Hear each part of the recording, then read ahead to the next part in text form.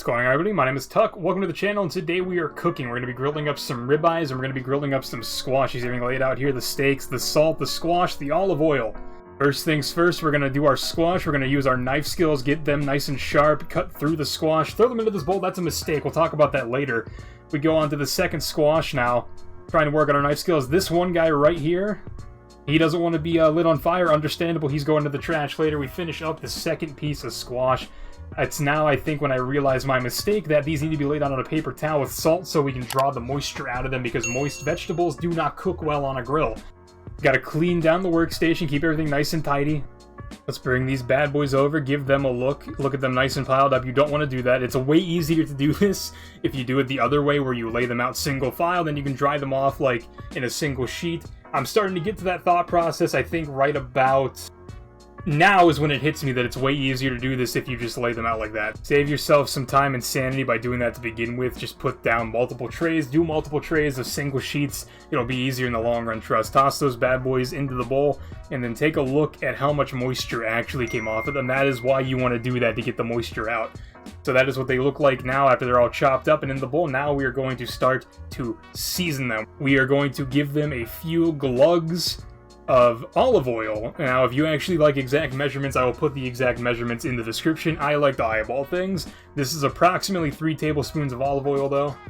After the olive oil, next up to bat is going to be some coarse kosher salt. You can use whatever salt you like. I just happen to prefer coarse kosher. Next up to bat, we got some cracked black pepper. You're going to want a lot of that to balance out the salt. Next up is garlic powder. You're going to want a lot of that, too, to balance out the salt. Last up to bat is parsley. You can use whatever little leafy herb you like. I just had parsley on hand, so we are using parsley. Now, after we got all that, we're going to give it a little mixy mix.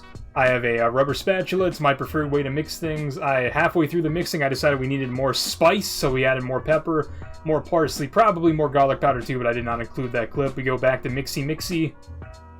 Here's the final look at the bowl of squash. We're going to set that aside and let those flavors get a chance to know each other. Then we're going to clean off the workstation, because a clean workstation is a happy workstation. Also, you want to make sure the cutting board, any work surface, is super duper sanitary before we head to the red meats. You're going to want to get your favorite pair of kitchen shears, and you're going to want to free the meat from their plastic prison. Get all the edges nice and chopped off, and you're going to take them one by one, move them over to the paper towel. Same thing with the squash. You're just going to want to get the excess goo off the outside of them. They're going to pat them down, throw away that paper towel. This little cup is just my table seasoning that I have ready-made for all my meats. It's just equal parts salt and garlic powder, and then half part black pepper. You're going to liberally season only one side of the steaks for now, but you do want to make sure that the steak is seasoned. Red meats need a lot of salt, they need a lot of flavor, tender love, and care. And then if you really need to, you can rub your meat to help it relax a little bit. Now we're out at the grill and getting everything nice and preheated. Couldn't get the money shot to the flames starting, sadly. Putting the tin foil down, using my utensils to weigh down the tin foil, because with the heat rising and the wind outside, it was not very ideal. I put the squash on first and turned down the heat on the side the squash is on, because it's going to take longer to cook. The steaks went for about 3 minutes each side. The squash went for about 12 to 14 minutes, turning the squash every few minutes or so.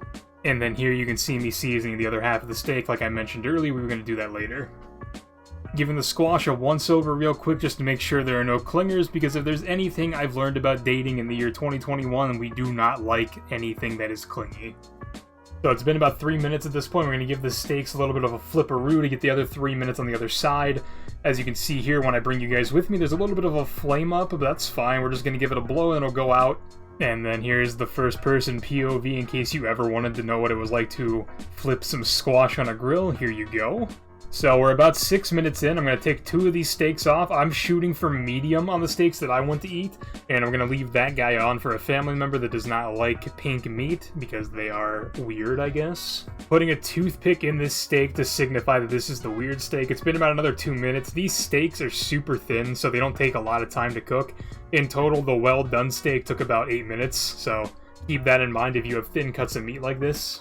Doing some final checks on the squash before I pull them, just to make sure that every piece is not pale like I am. It has a little bit of color on them because that's what we're looking for. So we're going to start moving them over to the plate, get up the last few stragglers, get them onto the plate, then take them inside before we clean up the grill before our next adventure. Now we get to experience my super duper technical way of folding the tinfoil and getting it off the grill so I can let it cool down before I throw it into the garbage, because you do not want to throw it into the garbage right now with it covered in hot oil. Put some more tinfoil down that you guys have been wondering this entire time, Tuck, what could possibly come next? You didn't say anything else was going to be cooked. Well, ladies and gentlemen, you've been wondering long enough. The next opponent stepping into the arena is hot dogs. But like, you know, nice hot dogs that are filled with pepper jack cheese. I don't know, not everybody wanted steak. I don't get it either. Now, if you're new to the hot dog world, these are already cooked, as are most hot dogs. They're completely safe to eat the way they are, but if you want to grill them like this, all you're really looking for is some color. So, once they have some color and they're not pale like me, you just pull them, put them onto the paper plate, because that is what they deserve. And then we shut down the grill, turn off the fire, turn off the propane, because that is a safety hazard to leave it on. And then we get to eat. This is everything that I cooked in the video. I got the hot dogs, the steak, the squash. The other carb that I had requested was hash browns, because I like hash browns. So I ended up having hash browns, steak, and squash.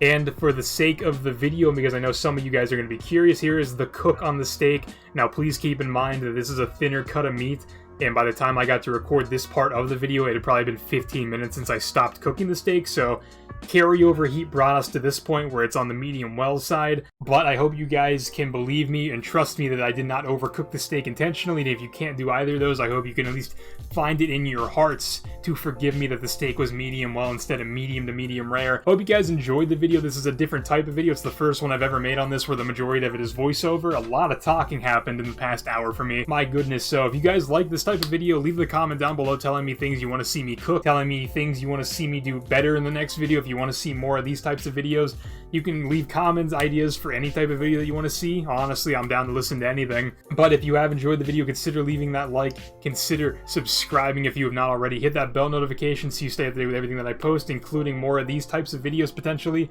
If you want to become a member, click the join button down below to learn more about that. If you want to join the Discord server, join the subreddit, those are linked into the description as well. If you want to show me things that you cook, if you want to buy some energy drinks to feed your caffeine addiction, use code WhyTheTuck for 15% off at Raise Energy, linked in the description, along with all my other social medias as I mentioned before. Hope you guys have a great day. Hope you guys enjoyed the video one last time. I will see you in the next video.